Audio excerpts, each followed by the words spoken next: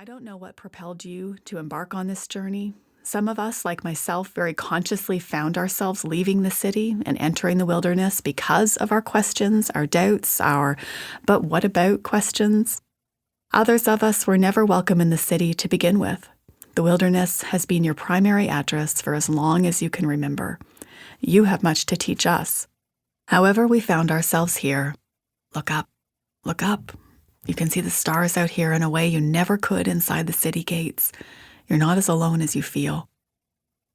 Note, it's worth noting that I am speaking to you as someone who was made for that city of certainty and belonging.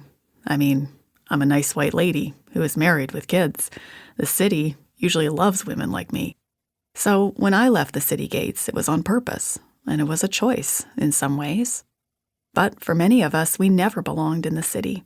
Maybe it's because of our sexuality or gender identity. Maybe it's because we are not neurotypical.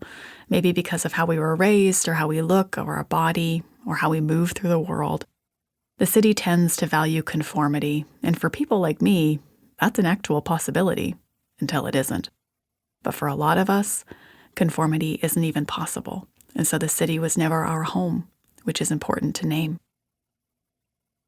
This book is my own hopeful offering of what has served me in the wilderness, the practices and postures I have found to be good companions when danger feels close and losses have accumulated and loneliness a constant.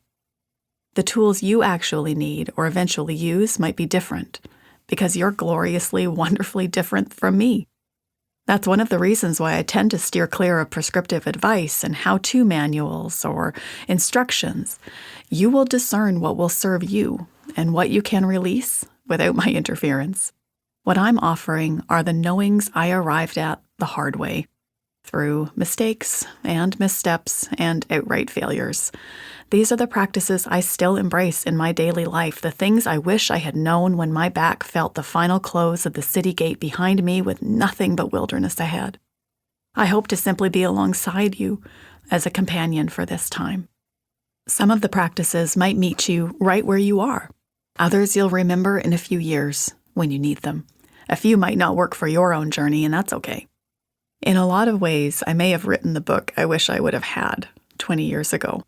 Back then, I was in the early stages of what folks would now call deconstruction, but back then, I had no such language. It was just after 9/11, and I was a young pastor's wife, a fish-out-of-water Canadian in South Texas, and everything I thought I knew about God was disappearing like campaign promises. In the years since then, I've spent a lot of time out here in the wilderness. This big sky and wide open space have become a second home to me, even when I feel alone. It's here I discovered that the wilderness isn't a problem to be solved. It is another altar of intimacy with God. I never would have imagined that would be true all those years ago. Water in the literal desert. About 20 years ago, my husband and I were driving through Arizona, not quite halfway between our old life in Texas and our new life back home in Canada, towing a seen better days U-Haul stuffed with our worldly goods. Note, worldly goods, in our case, meant particle board furniture and secondhand books. The August heat was radiating off the road, but we kept the windows open because our air conditioner was never able to keep up with the American Southwest. Hot air thundered into our Chevy, whipping my hair out of its ponytail. My legs were stuck to the seat. It felt like I had been hot for years, and maybe that was true. This Canadian gal had never managed to acclimate to the temperature properly. The years we spent in South Texas had been a bittersweet roller coaster with beauty and sorrow, devastation and joy. The one constant was my inability to handle the heat well. Brian had just resigned from pastoral ministry, and we were limping home to Canada to reimagine our future, more than a little broken-hearted and burned out.